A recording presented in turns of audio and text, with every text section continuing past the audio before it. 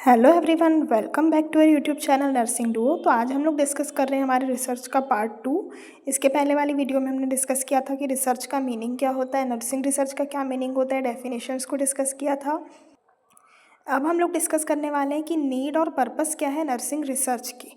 तो ये भी एक इम्पॉर्टेंट टॉपिक है, मतलब क्या ज़रूरत है और क्या उसका इम्पोर्टेंस है, कहना चाहिए कि हम नर्सिंग रिसर्च को कर रहे हैं तो इससे क्या बेनिफिट नर्सेस को मिलने वाला है।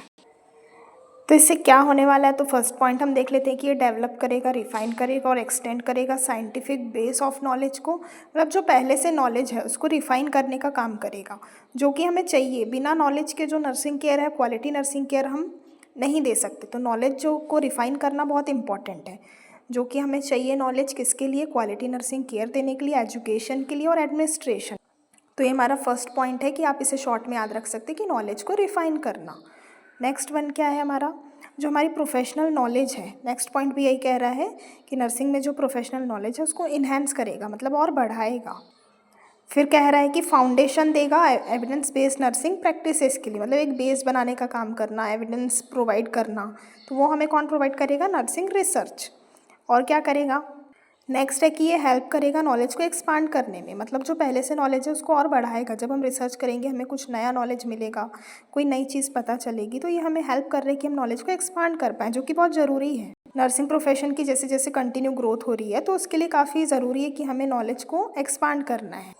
और क्या करेगा? नर्स की जो प्रोफेशनल आइडेंटिटी है उसको भी इन्हेंस करेगा, उसको भी बढ़ाने का काम करेगा। और रिसर्च जो है मतलब बहुत इंपॉर्टेंट है किसी भी प्रोफेशन के लिए।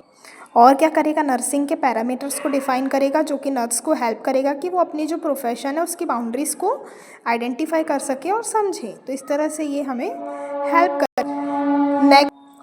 नेक्स्ट पॉइंट क्या है? ये रिफाइन करेगा, एलिमिनेट करेगा ओल्ड नॉलेज को, मतलब जो पुराना नॉलेज है जो किसी काम का यूज़ नहीं, मतलब उसका कोई यूज़ नहीं है या फिर कोई बेनिफिट नहीं मिल रहा है, तो उसको रिफाइन करेगा, मतलब कुछ नया कर देगा, या फिर जो ओल्ड प्रैक्टिसेस उसको एलिमिनेट कर देगा। और जिससे हेल्प करेगा, मतलब ऐसे कुछ एक्शंस होंगे जिसकी वजह से जो डिज़ायर्ड आउटकम है वो नहीं मिल पा रहा होगा, तो वो चीज़ को एलिमिनेट करने की ज़रूरत है। तो उसमें कौन हेल्प करेगा?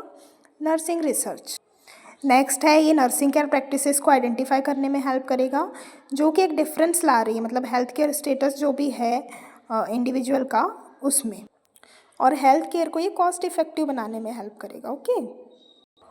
और क्या करेगा? ये एक्यूरेसी लाएगा, जो भी नर्सिंग एजुकेशन है, एडमिनिस्ट्रेटिव टेक्निक्स है, जब हम रिसर्च करेंगे हमें चीज़ें पता चलेगी, तो ये मतलब एक्यूरेसी हमें देने का काम करेगा। और क्या करेगा? नर्सिंग थ्योरीज प्रिंसिपल को डेवलप करेगा, रिफाइन करेगा, प्रॉब्लम्स को सॉल्व करेगा, क्वेश्चंस के आंसर देगा। हमने नर्सिंग की डेफिनेशन में भी रिसर्च की डेफिनेशन में भी डिस्कस किया था।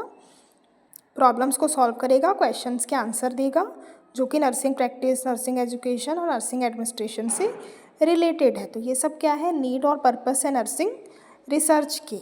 इन शॉर्ट में मतलब यही है कि नॉलेज को रिफाइन करना, नॉलेज को एक्सपांड करना, ओल्ड प्रैक्टिसेस को एलिमिनेट करना, एविडेंस को जनरेट करना, यही सब मतलब पॉइंट्स इसमें कवर किए गए हैं।